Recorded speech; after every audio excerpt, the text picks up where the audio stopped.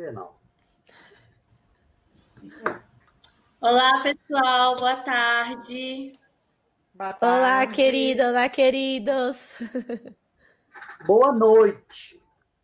Boa noite. Aqui em São Paulo, boa noite. Bienal, boa noite. Boa tarde para outros. Bom dia para Fernanda. Bom. Não, para mim é 10 horas Fernanda. da noite. Não, aqui tá 10, aqui em Barcelona são 10 horas agora. Então boa noite mesmo, da noite. É. Bom, pessoal, primeiro eu quero dizer que é um prazer estar aqui nesse bate-papo com vocês. E eu quero começar com cada um se apresentando, falando o nome, os livros lançados pela Trilha. Vamos lá? Quem começa? Começa o pessoal da Europa primeiro. Pessoal internacional aí primeiro. Imagina. Com esse sotaque mineiro que eu tenho, eu nasci, já aproveitando o gancho, olá, gente. Eu sou a escritora Fernanda de Oliveira, mas a criançada me chama de Feliz. Sou escritora desde os 18 anos de idade, mas escrevi meu primeiro livro quando tinha 8 anos. Esse ano completo 30 livros publicados.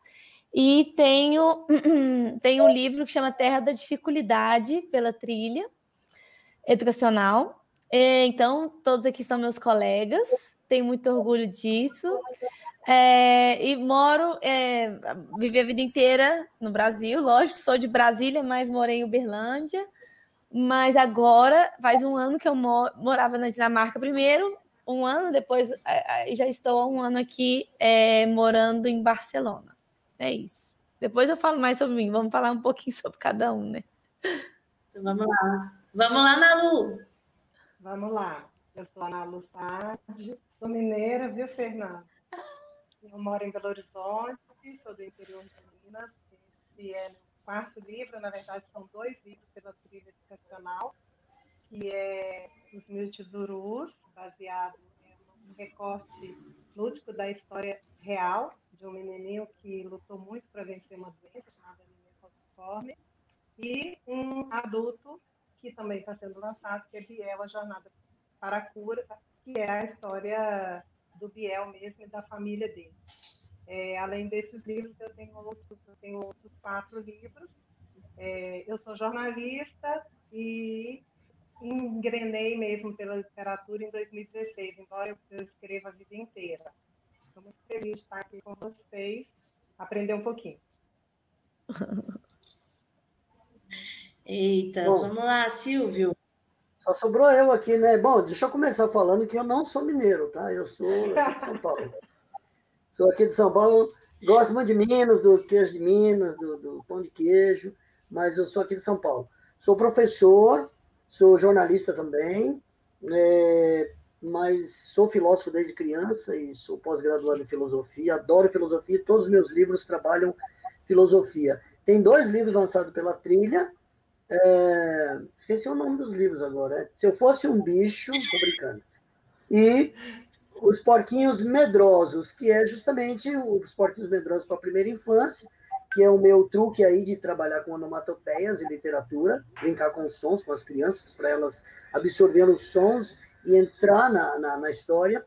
E um outro livro já para os mais grandinhos, que fala sobre se transformar em bicho, né? Coisa que nenhum escritor quase usa, essa coisa de bicho e literatura. Então, o que mais? Bom, agora é tocar o barco aí, vamos lá, gente. Vou me apresentar, já estava me sentindo mal, eu falei, gente, só tem mineiro aqui na sala. Eu sou Roberta Oliveira, sou natural de Porto Velho, Rondônia, mas desde que eu me entendo por gente, eu moro em Brasília, sou coaching kids, educadora socioemocional, e agora estou lançando meu primeiro livro pela Trilha Editora, que é o Aniversário do Leão. Em 2018, eu tive a oportunidade de conhecer a Fê aqui na Felibe, foi a 35ª Felibe, e foi bem legal, assim, fiz a contação de histórias e não sabia, né, Fê, que 2 anos depois seríamos colegas de editora, não tinha como eu imaginar, até porque eu não imaginava escrever um livro.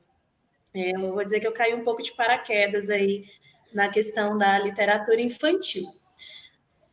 Então, mas minha família é mineira, para consolar as mineiras aí, família toda é de Governador Valadares. Nossa, é a minha terra. Nossa. Ah, é? Pois é. Minha família todinha de lá. Eu não sei por que minha mãe foi para Rondônia na hora do parto, mas é isso. Gente, vamos lá. Nós estamos aqui hoje para bater um papo sobre a importância da literatura, né? Da leitura na educação infantil, no desenvolvimento da criança. Inclusive, a Sociedade Pediátrica, ela instrui a leitura para desenvolvimento cognitivo e também das emoções. E eu achei bem interessante o livro de todos vocês, porque cai muito na questão de emoção mesmo.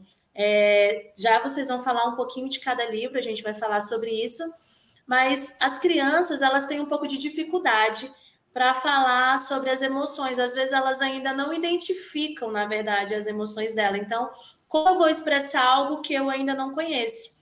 E a leitura, ela vem muito frente a isso, porque ela vai falar na linguagem da criança e ela vai começar a identificar ali, sentir representatividade com alguns personagens e saber como se expressar e como se comportar melhor diante de algumas situações. Eu vou começar aqui falando com o Silvio, porque o livro dele, ele fala bem, assim, já o título dele fala sobre emoção, que são os 3 porquinhos medrosos. E uma das emoções primárias é o medo. E a gente, às vezes, pensa que o medo é ruim, mas, na verdade, o medo é uma emoção muito, muito boa, é uma emoção que precave a gente de fazer algumas bobagens por aí. Silvio, como te deu a ideia, como surgiu a ideia dos 3 porquinhos medrosos que não tem o lobo mau? Bom, essa ideia surgiu porque há muitos anos já, um amigo meu, eu contava histórias numa escola, eu vou tentar sintetizar rapidinho, eu contava histórias nas escolas e ele estava fazendo um trabalho de mestrado sobre estilos diferentes de contar histórias. E eu contava história com sons e fazia oficinas com os professores e trabalhava muito em creche e MEI. Então, desde os pequenininhos, contando histórias com sons, com violão, fazendo onomatopeias, brincando com eles. Dei muito tempo aula, durante 3, 4 anos dei aula em escolas particulares de educação musical e iniciação em bandas e tal. E aí ele pediu para contar uma história e eu justamente contei a história dos 3 porquinhos, usando sons. E isso ficou na minha cabeça. Aí, há uns 2 anos atrás, mais ou menos, eu fui dar aula numa faculdade e lá tinha um curso, por coincidência, aos sábados, de psicanálise dos contos e fadas. E como eu estava só dando aula e preparando aula, eu queria me movimentar e pensar mais um pouco, estudar, né? Saber um pouco mais. E eu fiz essa pós-graduação durante 1 ano e meio em psicanálise dos contos e fadas, e a minha tese, né, ou seja, o meu artigo, foi justamente os sons dentro dos contos de fadas. Até que ponto o medo pode... Porque o conto de fada, ele é todo permeado de medo, né? O conto de fada, o enredo principal do conto de fada é a fantasia, mas ligada ao medo. Tanto é que o nascedouro do conto de fada e da ideia do conto de fada foi justamente para inibir as crianças de saírem, irem para a mata, para repercutir em outras questões. Tem outras relevantes que falou sobre a questão política, mas uma das questões é justamente colocar o medo nas crianças para eles não se perderem na mata, inventarem monstros, justamente para as crianças não se perderem. E aí surgiu a ideia de fazer, e eu tenho um livro que tem várias poesias que trabalham contos de fada, tem os sete balões e a Branca de Nuvem. Eu fui fazendo trocadilhos, eu tenho o Chapeuzinho Voador, em vez de ser o Chapeuzinho Vermelho, e um dos livros é justamente os Porquinhos Medrosos, que a trilha gostou da ideia e a gente fez, porque ele fala sobre o medo de um modo bem simples, e a criança, como você bem disse, né, a criança já nasce, a gente não sabe muito bem se a criança nasce com medo ou o adulto incute o medo na criança, porque o medo é uma questão ética também, né? Você tem medo ou não tem medo, ou as regiões que você nasce, que você mora, existe um certo tipo de medo. Então, o medo é permeável em todos os planos. E por que não na literatura? E os 3 porquinhos trabalham a questão do medo. Então, eu faço uma analogia entre o som do vento e o som do lobo. O que dá mais medo? O som do vento que destrói ou o som do lobo que vai lá caçar e tentar comer os porquinhos, aprontar as maldades dele? E se você vê a surpresa do livro, não tem um momento que a presença do lobo ela é superficial, né? Ela está ali permeando o leitor. Então, o livro consegue dialogar com essa questão. Muitas vezes as pessoas olham um livro infantil e não entendem a profundidade que tem um livro infantil. Ou seja, eu tive que fazer uma pós-graduação em psicanálise conto de fada para poder ter subsídio para escrever um livro sobre conto de fada de um modo simples, de um modo bem infantil, mas que tem uma profundidade muito legal. Mais ou menos isso. Se você for filosofar um pouquinho aí nos Três Porquinhos Medrosos, a gente pode questionar a criança. Quem é o seu lobo mau? Né? No caso, no livro, o lobo mau ali, ele representa, ele vem como vento, mas todos nós temos algum lobo mau, algum medo que nos atormenta. Então, dá para tirar bastante da criança isso, o seu medo, como nós vamos enfrentar o seu medo. E outro ponto muito legal que eu achei no seu livro é a fraternidade, que fala ali do irmão e o cuidado, né? O amor e o cuidado entre os irmãos. Eu achei bem legal também essa forma de abordagem, bem sutil, mas eu achei bem interessante também, Silvio. Por coincidência, também a psique vai me levar lá na minha origem, né? Eu sou irmão são 4 irmãos, 2 irmãs e 2 irmãos. Os 2 irmãos são mais velhos, eu sou o mais novo. Então, eu sou aquele que falava errado, que falava a anja, certo? A psique, você não entende às vezes o que você escreve. Tem coisas muito mais profundas dentro de você, que você às vezes coloca em palavras simples no livro, mas está lá dentro de você. É verdade. Nalu, o Silvio falou um pouquinho aqui da psicanálise dos contos de fada, e uma das coisas que os contos de fada abordam muito é a questão também da perda, do luto, e aborda de uma forma bem legal para a gente trabalhar com as crianças. E o seu livro fala um pouquinho sobre o medo da perda, né? Um pouquinho não, bastante. E eu queria que você falasse um pouquinho para a gente como foi escrever isso, como foi abordar, não apenas porque ele fala um pouquinho de fé também, mas como foi abordar essa luta pela vida na linguagem infantil. Pois eu tenho uma experiência muito próxima com a questão da morte, da perda. Ela sempre foi tratada de forma muito aberta na minha família. Então, eu sempre tratei também, eu tenho 3 filhos, sempre tratei de forma muito aberta a questão da morte. E o Biel, ele tinha uma história que acabou indo para o livro, de todas as outras crianças, só fazendo um paralelo. Na minha vida com o jornalismo, quase que sem querer, todas as minhas obras infantis, já são 5 livros, eles trataram de uma questão de saúde, de uma forma indireta e passando pelo medo e pela coragem. A coragem do novo, aquilo que você vai enfrentar a primeira vez. Então, assim, se eu vou pular corda a primeira vez, que é uma coisa que eu criança, eu vou ter medo. Se eu for atravessar a rua a primeira vez, eu vou ter medo. Então, eu trago isso muito para o cotidiano. E o Biel, ele tinha uma, né, que é a criança do livro, que é a que deu origem, ele tinha uma trajetória que muitas outras crianças têm de estar doente, de ver a vida atrás da janela. Sabe? Essa é uma realidade de muitas crianças. Enquanto as outras estão indo na escola, enquanto as outras estão brincando, estão na piscina, elas estão atrás da janela vendo a vida acontecer. Então, eu tinha que trazer isso sem chocar. Eu sabia que eu não podia chocar e não podia entristecer as crianças. Né? Eu já tinha tido uma experiência anterior com um livro chamado Padrão dos Anjos, que trata do transplante de medula óssea. Foi o primeiro livro para criança.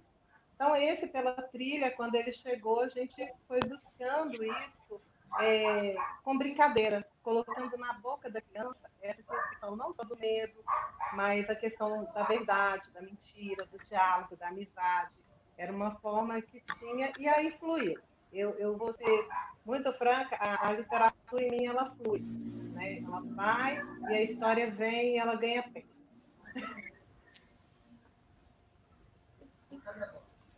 Entendi. E, Nalu, você já falou que você teve um pouquinho de preocupação para não chocar as crianças, não ficarem com medo, né? Não, foi isso que eu entendi.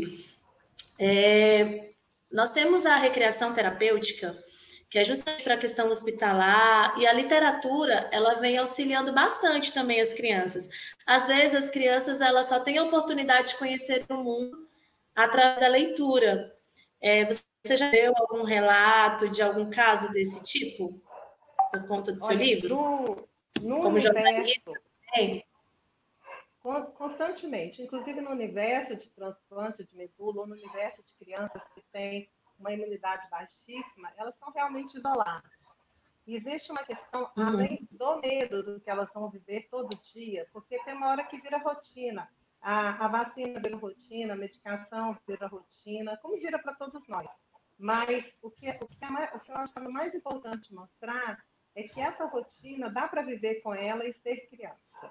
E, ao mesmo tempo, eu queria chamar as crianças que estão do outro lado da janela, que estão na rua, dentro da limitação da saúde do outro, a conviver com o outro, a respeitar o limite do outro, a entender o cabelinho que cai, a carequinha, e todos esses processos que envolvem doença. Mas, lógico que a gente não podia tratar isso num livro infantil de forma extensa, né? Então, é tudo muito pincelado, buscando aí pela magia dos meus tissurus, que são os pássaros mágicos, no qual a criança ela acaba acreditando que ela vai ter a cura, né?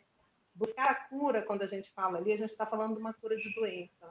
A intenção é que seja percebido de várias formas. Eu posso buscar um sonho, seja ele qual for.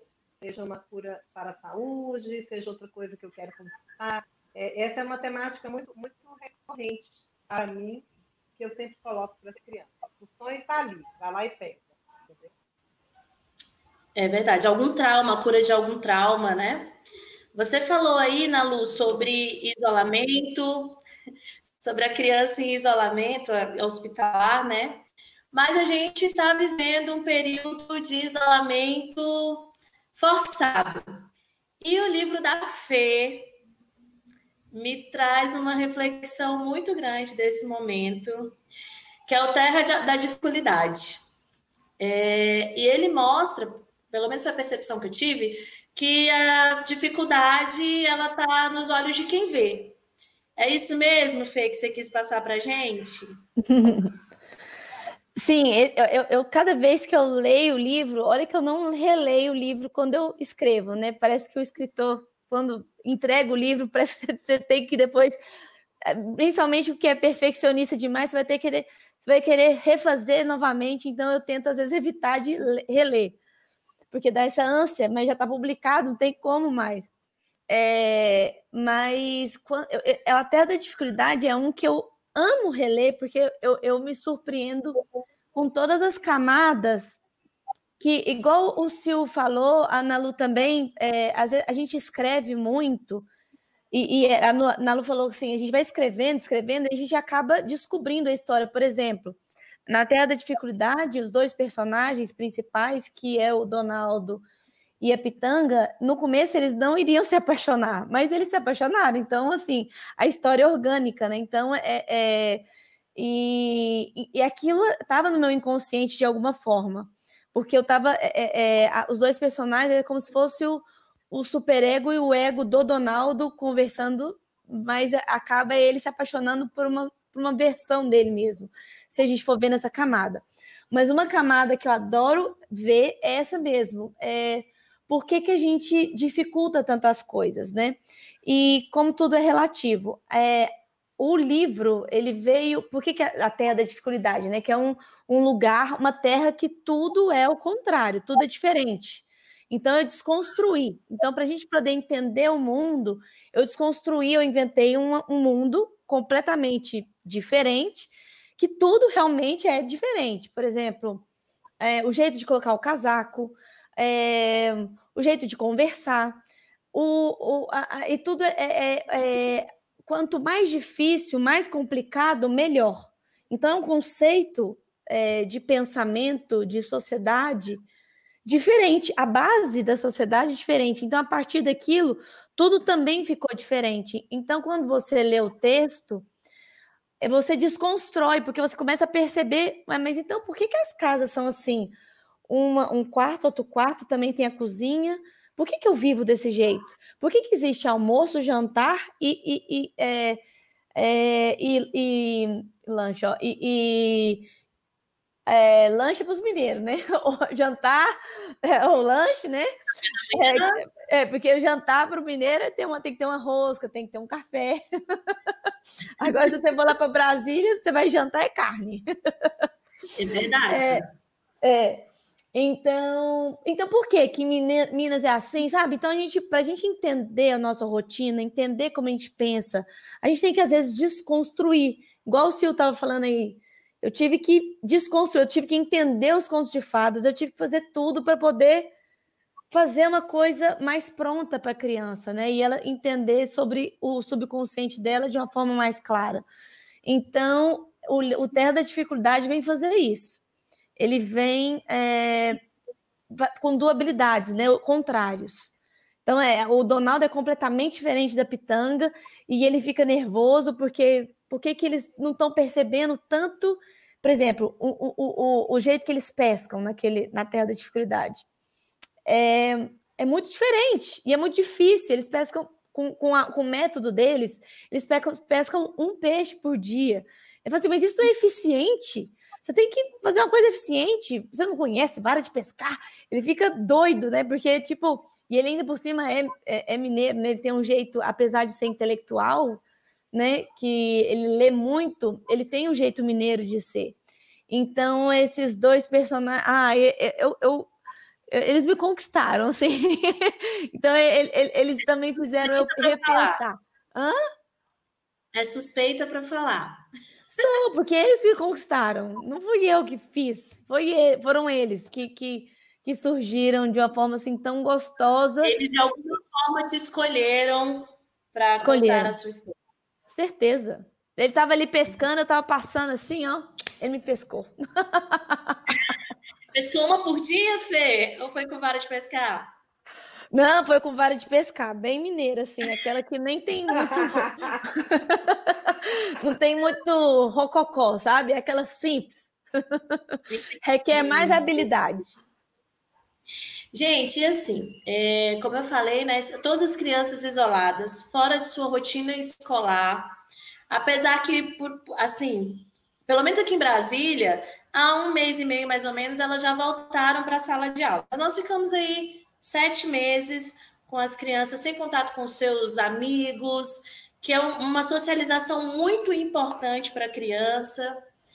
E uma das ferramentas que a gente pôde trabalhar foi a leitura.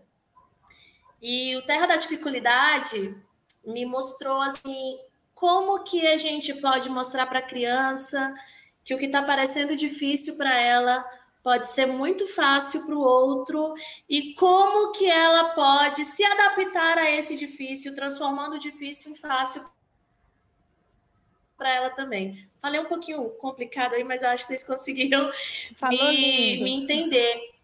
E o livro da Nalu, ai, que plena eu, gente. O livro da Nalu me mostra como que nos traz a fé em tempos tão difíceis, até mesmo para os pais, porque eu lembro de uma parte em que os pais estavam muito preocupados com a fé, né? Ai, mas ele está fazendo os passarinhos, e se não der certo? E de repente eles resolveram construir ali junto com o filho, ou seja, lutar com o filho. Ah, se não der certo, não tem problema, mas pelo menos a gente lutou com ele até o final. E o do Silvio tá ali mostrando os irmãos, um cuidando do outro. E é um outro momento que eu quero trazer aqui para nossa mesa. A importância dos pais estarem junto dos filhos, da família estar junto dos filhos nesse momento onde eles estão privados de outros contatos, mas são obrigados, entre aspas, a ficar o tempo todo com o pai. E como o pai pode facilitar esse momento, como o pai pode trazer doçura a esse momento com o livro de vocês. E eu quero levantar aqui 2 questões, a contação de história e a mediação de leitura. O Silvio falou pra gente que ele já foi contador de histórias. A Fê, eu também sei que é contadora de histórias, inclusive uma agenda bombada. Então, eu queria falar um pouquinho com vocês sobre a contação e a mediação de leitura. Nalu, eu vou começar com você, mas eu vou só falar rapidinho, que está um pouquinho difícil compreender o que você está falando, o fone está um pouquinho ruim. A gente consegue ajustar aí um pouquinho, rapidinho? Vamos tentar melhorar. Isso, para melhorar. Enquanto você tenta melhorar, Silvio, como é a sua experiência na contação de história e como a contação de história, ao seu ver, viabiliza esse momento difícil e auxilia no elo entre a família, nesse momento onde está todo mundo, às vezes, aí tentando já se engalfinhar?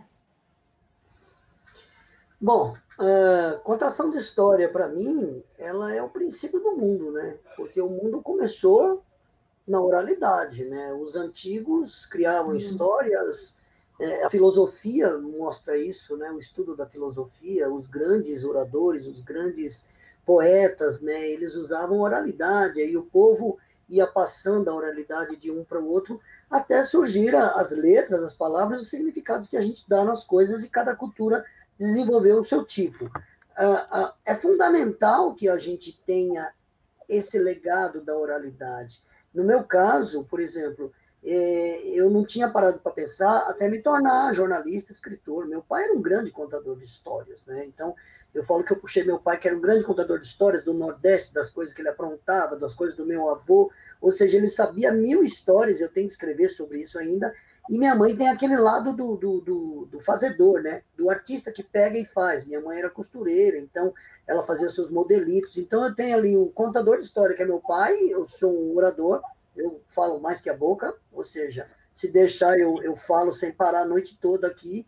E às vezes eu me surpreendo, porque eu fiz ontem mesmo uma participação na Feira de Caxias, e eu falei, gente, eu vou ter que falar 1 hora só eu, e 1 hora só eu. E eu falei tanto que as professoras, elas ficavam inibidas de falar, porque eu falo demais, e eu sou professor, então já começa daí. Então, o orador, ele tem um prazer muito grande de falar.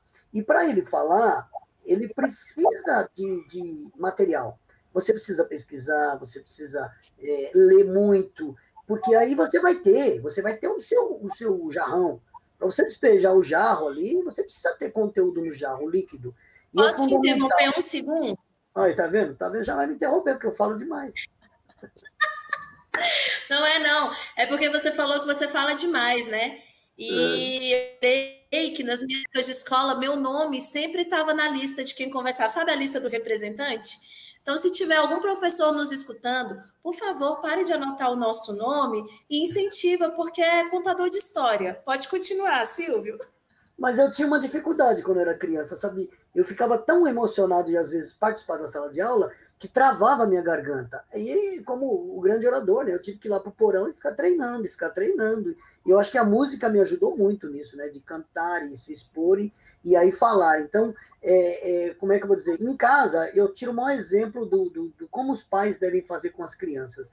E na minha casa, desde pequeno, meus filhos, obviamente, eu comprava livros, eu pegava livros na biblioteca, eu lia para eles. Não tem coisa mais maravilhosa do que um pai que ainda, o filho não nasceu e ele já está lendo para a barriga da mãe, lê para a barriga, a mãe lê, eles conversarem. Essa oralidade é muito importante. E mesmo que o seu filho se afaste, depois de adolescente, se você manteve uma ligação literária com ele, ele jamais vai esquecer, porque a literatura é a coisa mais fundamental que a gente tem. Essa relação da literatura, da história, do fazer, ela é fundamental para a nossa criação. A gente não pode perder isso. A minha grande preocupação é que com a tecnologia hoje, os jovens perdem muito esse prazer de estar ali contando histórias, de fazendo. Talvez eles estejam transformando essa coisa tecnológica em outras histórias. O WhatsApp pode virar uma grande história, assim como faz. Eu acabei de fazer um podcast com os meus alunos no WhatsApp, ou seja,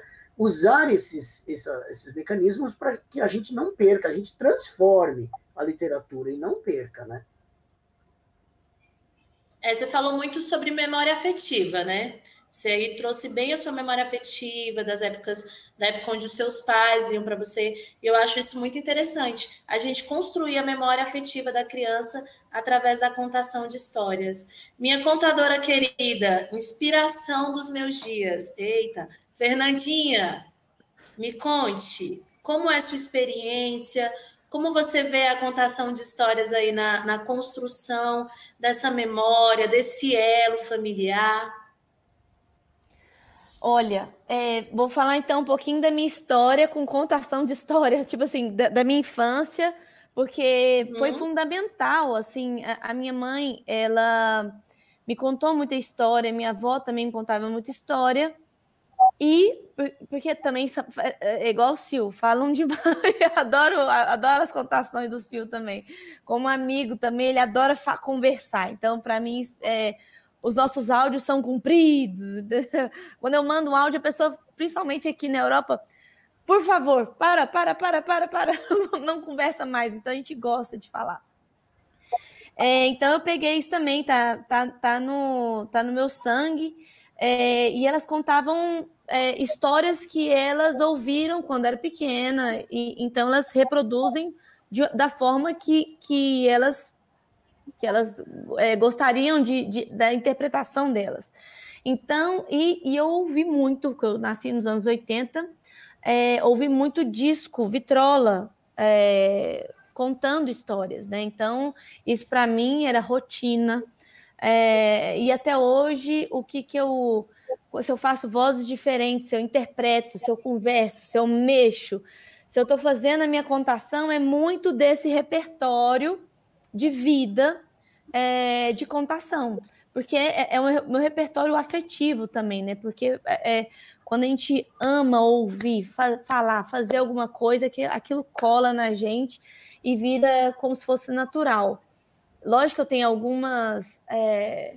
alguns truquezinhos que eu mesmo fui aprendendo. Eu comecei a trabalhar com contação de histórias, trabalhar mesmo. Para poder pagar os meus livros, eu fazia animação de festa. Então, eu comecei fazendo animação de festa quando eu tinha uns 15, 16 anos.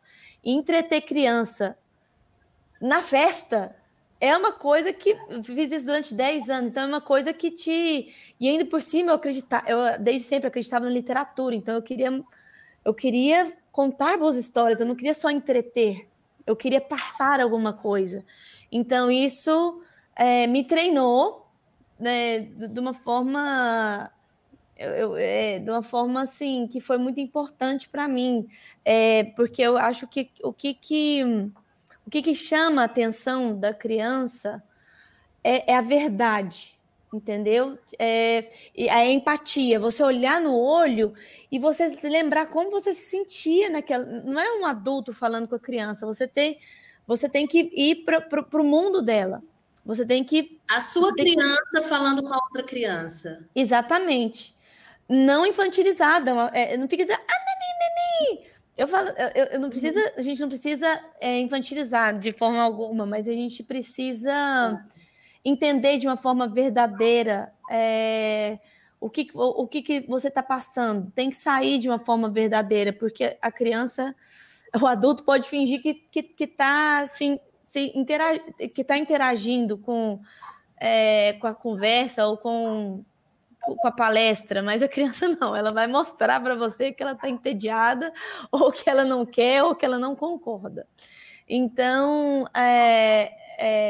e engrenando com o que você falou, não, mas aí depois eu falo sobre a quarentena, né, sobre o isolamento, porque você comentou de uma pergunta, depois outra.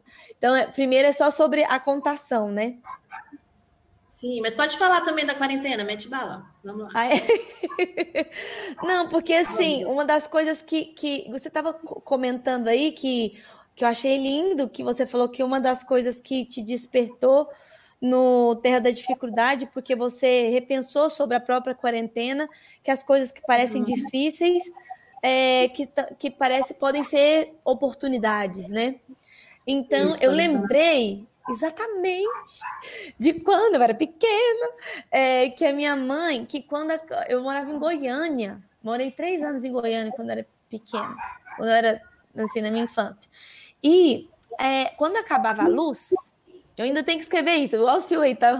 Nossa, eu tenho que ainda escrever sobre isso, mas agora eu pensei, tenho que escrever sobre isso. Quando acabava a luz, era meu melhor momento, porque tudo parava. A rotina parava. Então, tinha que pôr a vela, não é igual agora que você pega o celular e liga a lanterna e cada um está com o seu celular. Não, todo mundo ia para o mesmo lugar, ligava, acendia a vela e a gente vai ter que mudar, vai ter que fazer outra coisa. Até parar de fazer dever, parava, né? Tipo assim, vamos ter que fazer alguma coisa. O que a gente vai fazer? Vai ter que comer aqui juntinho. Então, a quarentena, essa dificuldade que está acontecendo, também está sendo oportunidade de juntar todo mundo e usar a imaginação e fazer diferente, né? A vida está forçando a gente a desconstruir, igual você falou. Então, assim, achei um ponto super lindo aí e não aguentei. Tive que fazer igual o Silvio aí. Tive que falar as duas perguntas. Pão de queijo. A Fê falou aqui agora sobre infantilizar, né? Muitas pessoas, quando vão contar história, realmente infantilizam. Guti, guti, guti, tê. Mas, gente, a criança ela não gosta disso. Eu tenho um filho de 6 anos que, quando eu falo assim, é uma criança, ele briga. A criança ela não gosta de ser vista como criança. Ela quer ser vista como um indivíduo que tem sentimentos, um indivíduo que tem pensamentos, um indivíduo que tem liberdade de expressões. Então, por favor, não infantilize. Mas fazer vozes para personagens durante a contação de histórias é fantástico. Às vezes a criança está ali viajando mesmo, nem está prestando muita atenção, mas você muda a entonação de voz, ou você faz a voz de um personagem e ela, rapidinho se atenta. Tô mentindo, Nalu? Não, tá falando a verdade. Eu tô vendo que vocês falam. Melhorou o áudio um pouquinho? Só um pouquinho? Melhorou. Tá. Posso falar que nem criança? Tá igual. Oi? Posso ser um pouco criança? Seu áudio tá igual. Elas estão mentindo. Tá falando francamente, né? Porque Tá igual, não vem não, tá igual. A Fernanda ficou vermelha, mas é verdade, tá quase igual, não mudou nada. Mas às vezes eu dou umas mancadas em reunião porque eu falo que nem criança, eu falo a verdade. Dá pra ouvir. Mas eu achei que melhorou o sentido. É ótimo quando elas pegam um livro e falam assim, eu não entendi nada, eu não gostei dessa parte, né? É fantástico, né? Mas então, eu escrevi num suplemento para criança por muito tempo. E num jornal que tinha em Minas, o jornal hoje em dia ainda tem. E lá eu tinha uma meta de nunca usar inhozinhas, criancinhas bonitinhas, que aquilo dava antipatia. Eu falava assim, gente, nós não estamos lidando nós estamos lidando com um ser humano. Se ele não tiver condições de entender, aos poucos ele vai entender. Eu gosto da dificuldade para puxar a pessoa para entender, entendeu? Inclusive a criança. Eu tenho um episódio na minha vida, que eu queria voltar nesse tema da leitura, que eu acabei me lembrando aí. Eu era, até o segundo ano primário, a pior aluna em redação da sala. A pior. Não tinha redação pior do que a minha. Ela não tinha início, não tinha meio, não tinha fim, e era terrível. E foi morar uma prima na minha casa, que é muito comum no interior de Minas, quem vem da roça vai morar na casa da gente. E ela chegou e ela falou assim, olha, você não precisa fazer nada, você só vai ensinar essa menina a escrever redação, mais nada, porque eu não sei fazer mais. Ela me deu um livro. Eu me apaixonei pelo livro. Era um livro infantil, eu não me lembro o nome, me lembro a história, não é um livro conhecido. E na outra semana ela me deu outro. Depois de 3 livros, eu consegui escrever minha primeira redação. Eu nunca mais parei de escrever na minha vida. Então, eu tenho essa sensação de que a melhor forma, me corrija o Silvio, que tem essa experiência e esse conhecimento todo em conhecimento até didático, em literatura infantil, mas que a melhor forma de alcançar o coração de uma criança, e às vezes do adulto também, é contando uma história. Por quê? Eu faço isso todos os dias na TV Record. Quando eu vou contar sobre a economia, o que a gente faz? A gente pega a Dona Maria indo no supermercado e a gente conta a história da Dona Maria. Então, isso, da mesma forma, é o que eu tento fazer para a literatura infantil. Ensinar algo contando história, ou propor debates contando história. Porque nem sempre a gente ensina, na verdade, a gente aprende muito com as crianças. Né? E não dá para tratar no diminutivo, não dá para subestimar essa capacidade dessa criança e de qualquer outra criança, seja ela da faixa etária que for, seja ela do nível cognitivo que for, se a gente não propuser e não acreditar que ela pode, no primeiro momento, não entender, no segundo momento, entender. Claro, observando o lúdico, observando a linguagem infantil. Então, é muito uma meta minha. Nesses caminhos aí pela saúde, eu percebi que a gente chegava lá no coraçãozinho da criança, às vezes com uma historinha, né, um trecho simples. Vou pegar os meus tesourus, né, onde o menino, o Biel, uma criança isolada, né? Essas crianças todas que passam por doenças mais graves, por transplante, baixa imunidade, elas conhecem isolamento muito antes de nós. Elas conhecem a máscara muito antes de nós. O Biel enfrentou na rua estar de máscara e as pessoas olharem estranho. A escola pegou isso e trabalhou a questão do bullying. Tem uma menininha de Fortaleza que ela foi impedida que ela brincasse num brinquedo porque ela usava máscara. Ela tinha feito um transplante de medula. Uma garotinha fantástica, a Lia. E aí tiveram que explicar a outra criança que ela usava máscara, na verdade, que era para se proteger do outro. Não era para o outro se proteger dela. E hoje está todo mundo de máscara, então eles estão nadando de braçada, né? Porque está todo mundo igual, de repente. Está todo mundo de máscara, está todo mundo em casa. Nem todo mundo pode comer tudo, todo mundo tem que se higienizar o tempo inteiro. Então, essa realidade da doença, ela veio para todo mundo. E nesse caminho do livro, que eu fui tentando fazer, foi mostrar que existem realidades distintas, entendeu? Tanto na área da saúde, tanto uma criança enfrentando questões de saúde, como outras questões. A quarentena, ela meio que nos trouxe para um mesmo patamar. Ela nos trouxe para o mesmo patamar. Eu falei aqui sobre contação de histórias e mediação de leitura. Eu quero só explanar um pouquinho sobre isso, para quem não conhece os termos. A contação de histórias, você vai ler a história e vai recontar para a criança com as suas palavras. Você não precisa ser fiel às palavras ali do autor, mas você tem que ser fiel ao raciocínio, né? Contar a história com as suas palavras, mas sendo fiel à escrita do autor. Não às palavras, mas ao raciocínio dele, ao que ele quis contar, a história que ele quis passar. Agora, a mediação de leitura, você está com o livro em mãos e está lendo mesmo, está sendo fiel à vírgula, está sendo fiel a cada letra, e a criança acompanhando ali junto com o livro. E as duas coisas são muito legais. Quando você faz a mediação de leitura, a criança ela vai ter um contato físico com o livro e desperta o interesse dela, talvez ainda mais, inclusive. Mas vamos lá. Fê? Fê? Oi, meu amor. Tá. Fê, vamos lá. O que você tirou de maior lição do Terra da Dificuldade para você, para Fernanda? Qual foi a sua maior lição? Quando eu escrevi primeiro a Terra da Dificuldade, eu observei que tinha gente que dificultavam as coisas demais. Então, assim, tudo que era para fazer uma coisa simples, a pessoa dificultava, arranjava para ir para um caminho, fazer tudo muito difícil, tudo é muito carregado. E assim, eu sempre eu tenho esse jeito assim de tentar ser feliz. Não é à toa que as pessoas me chamam de feliz, mas assim, é que eu acredito que a risada, que a leveza,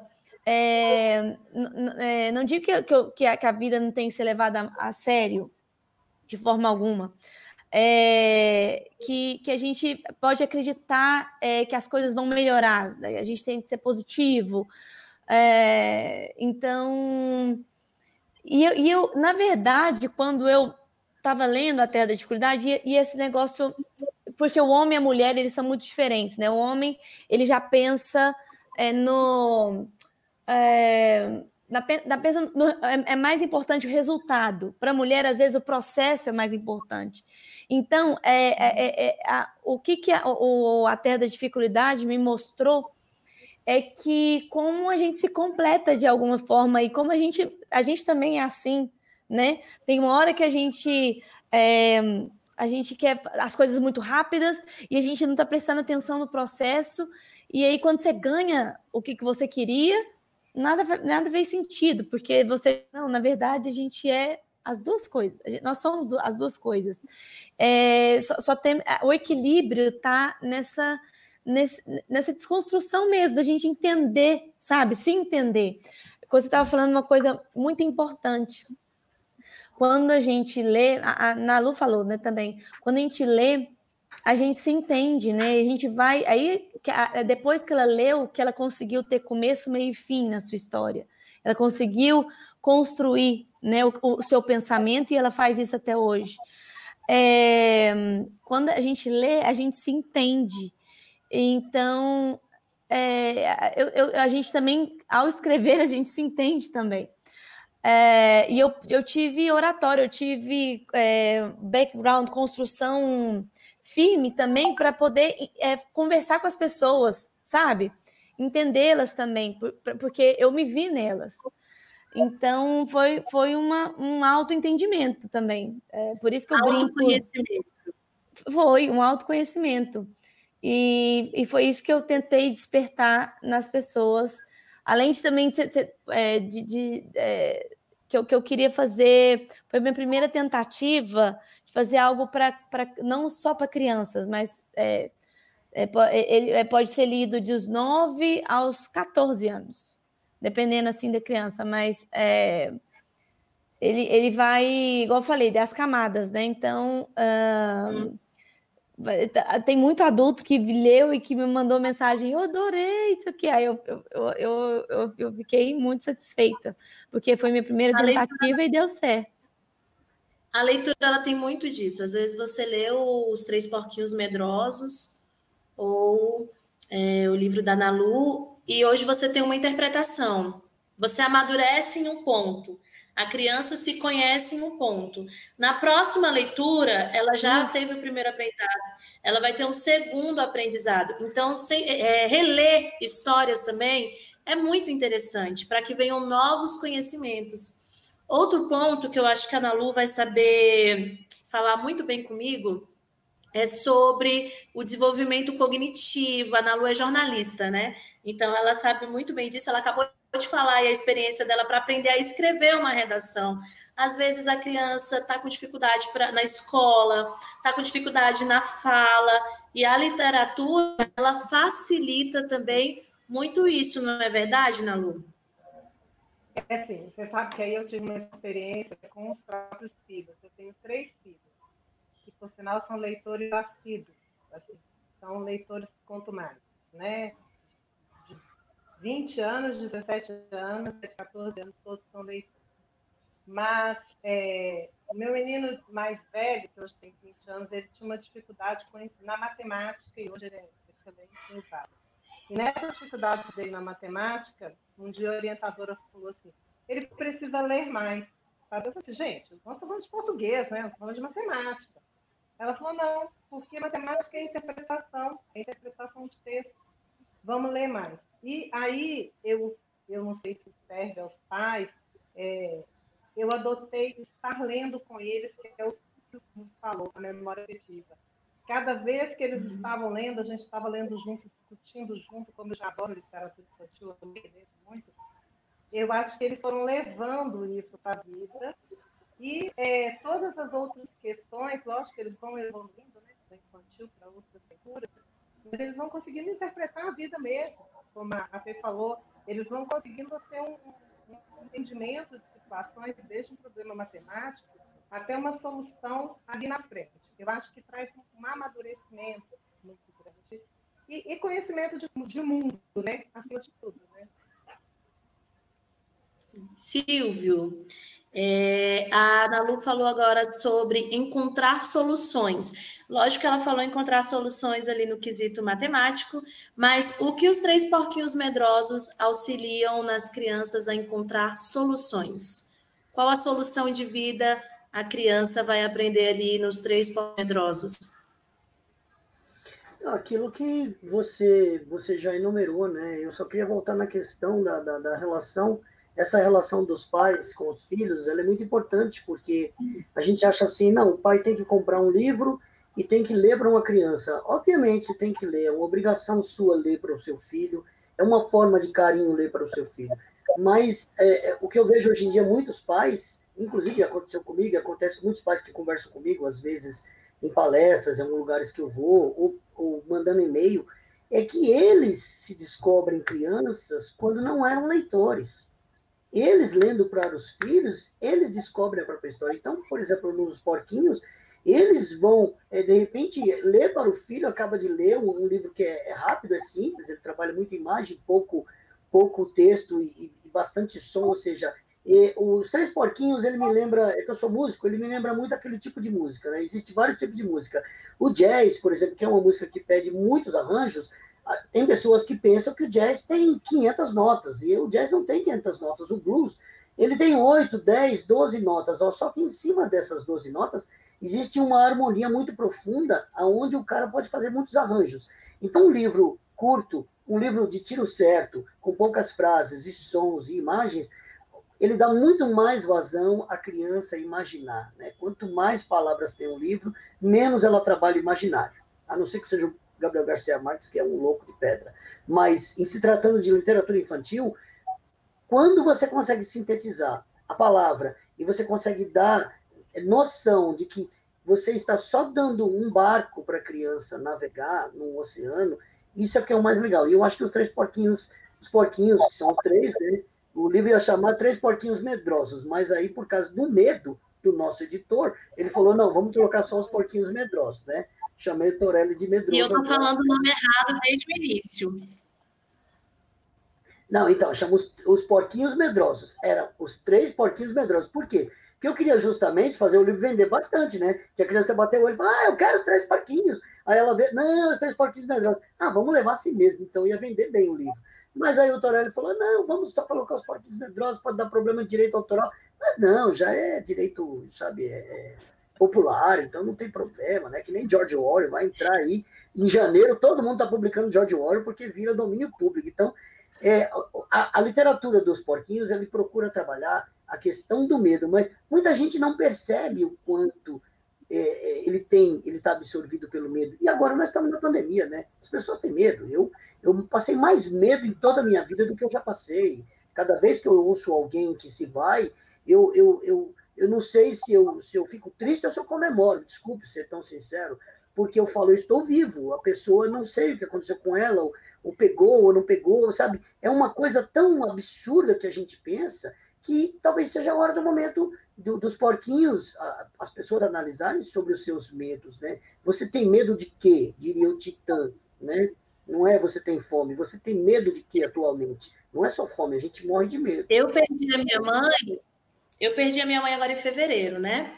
E esses dias eu vi uma postagem assim, se você pudesse apagar 2021, ou 2020, eu tô querendo apagar o próximo ano, que é isso? Se você pudesse apagar 2020, você apagaria? E eu falei que não, as pessoas que me conhecem ficaram um pouco assustadas. Como não? Você perdeu a sua mãe. Mas eu acredito que é um tempo determinado para cada coisa. E às vezes as pessoas que se foram estavam precisando realmente de um descanso e nós que ficamos aprender alguma coisa com aquela partida. Estamos nos 5 minutos finais. Eu vou continuar aqui com o Silvio rapidinho, que a gente também tem o livro Se Fosse um Bicho, que eu achei muito legal, que fala da peculiaridade de cada animal e que eu também abordo isso no meu livro, O Aniversário do Leão. Por favor, peça o Aniversário do Leão para o Torelli em 2021, já que a gente já falou aqui dele. Então, vamos continuar batendo no Torelli. E a gente fala sobre que as diferenças são, na verdade, não são ruins. As diferenças, o que falta em você tem em mim, e o que falta em mim tem em você, ou seja, a gente se complementa, né? Silvio, fala um pouquinho desse livro e já aproveita e fala onde comprar o seu livro. E logo depois vem a Ana Lu e, por último, a Fernandinha também, já com a sua despedida aqui na nossa mesa. Sobre as diferenças, a gente teve um aprendizado hoje, né, que vivemos um tempo da dificuldade, precisamos ser resilientes, como a Ana Lu falou, e enfrentar nossos medos como os porquinhos. Mas, só aproveitando esse gancho, o Se Eu Fosse um Bicho foi também uma pesquisa em cima de características de cada bicho, que é um mote simples, né, são poesias, mas a princípio parece simples, mas é uma dificuldade, viu, Fernanda? Você pegar cada bicho, a característica, a rima certa, o ponto certo, porque a construção de poesia e poema e a rima, ela tem que ser uma coisa certa, né? Porque senão não fica, não vai no ouvido direito, né? Uma rima mal feita, ela é desprezada. Então, uma rima bem feita, a criança decora e ela gosta. Esse livro você pode achar pela internet em qualquer lugar, tá aí em todas as plataformas, né? Se Eu Fosse um Bicho, tem vários animais abordando o estilo de cada bicho de um jeito sempre, do jeito que eu sou, eu escrevo, né? Eu sempre tiro um sarrinho, gosto de fazer uma brincadeira, eu gosto de fazer um certo sarcasmo, né? Me perdoem a brincadeira do microfone aí, né? Mas foi real, é verdade, né? Então, eu não posso, eu falo a verdade, né? A verdade às vezes dói, mas tudo bem. E os livros estão aí, Se Eu Fosse um Bicho, e o que era Três Porquinhos, mas virou Os Porquinhos Medrosos, tá legal? Um grande beijo para todo mundo, foi ótima essa participação. Obrigada, Silvio. Prazer te conhecer. Nalu, onde encontrar o seu livro e suas últimas palavras nessa primeira Bienal de muitas que virão para a gente? Se Deus quiser. Cura do Biel, Biel, que são os Mil Tesourus, que traz aí a história da... Eu só queria fazer um paralelo, porque ele traz uma história que deu errado, e na história do Biel ela dá certo, que é a dobradura dos origamis para realizar um desejo. O livro ele pode ser encontrado no site do Biel, né? www.biel.com. Ele também está disponível no Magazine Luiza, tá? E no site da editora. E eu quero agradecer demais, espero que esse livro traga aí uma mensagem positiva, de alegria e de coragem, né? Medo e coragem, porque o que seria de nós sem o medo? O medo é que nos impulsiona, né? E nos protege. E é isso, muito obrigada por participar. Já quero ler A Terra da Dificuldade e Os Porquinhos também. Queira ler o aniversário do Leão também, ajuda a colega aqui. Também, o aniversário do Leão. É que eu esqueci o título na hora. Fê, também agradecer todo mundo. Amei ver vocês aqui. Beijo muito grande, Terra da Dificuldade. A gente, Magazine Luiza, acho que na Amazon e também na Trilha. Você pode encontrar e ler todos os nossos livros aqui. Agradecer a Bienal. Agradecer todo mundo. Milhões de beijos. Se cuidem.